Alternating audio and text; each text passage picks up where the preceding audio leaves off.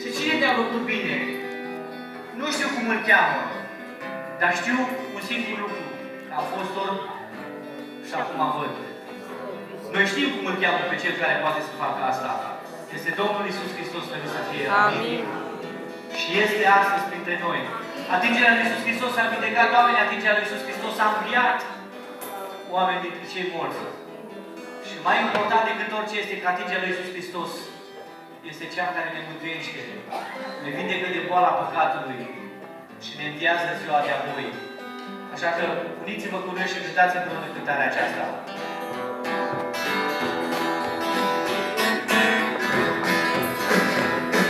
Iisus cel înviat e astăzi printre noi. Iisus cel înviat e astăzi printre noi. Iisus cel înviat e astăzi printre noi. Iisus cel înviat e astăzi printre noi. Lasă-l să-l atingă, lasă-l să-l atingă, lasă-l să-l atingă și vei fi eliberat. Lasă-l să-l atingă, lasă-l să-l atingă, lasă-l să-l atingă, vei fi binecuvântat.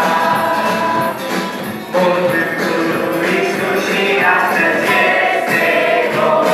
Mormântul lui Iisus și astăzi este gol. Mormântul lui Iisus și astăzi este gol. Mormântul lui Iisus și astăzi este gol.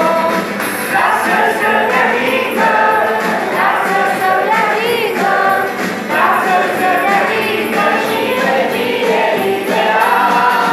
Lasă-l să-l atingă, lasă-l să-l atingă, lasă-l să-l atingă, vei fi binecuvântat. Am știți că strofa asta noi totdeauna la care pe cerul cântăm foarte, foarte diferit. La strofa asta vreau să vă rog să cânte numai cei care cred din toată inima. Cei care nu cred nu trebuie să cântați, că după aia și se faceți. Mințiți. Chiar și în ziua de Paști mințiți așa degeaba. N-are niciun sens. Nu cântați. Dacă nu credeți, nu cântați. Vă rog eu, nu cântați. Dar dacă credeți și cântați atunci când spunem Aleluia, dacă pică becurile, pică pe alee, nu cade nimeni în cap. Dar să strigăm Aleluia. Nu că Domnul n-ar auzi, că Domnul nostru este Cel care aude nu vorba noastră, nici măcar șoapta noastră și gândul nostru, spunem Psalmul 139, nu mi-ajunge cuvântul.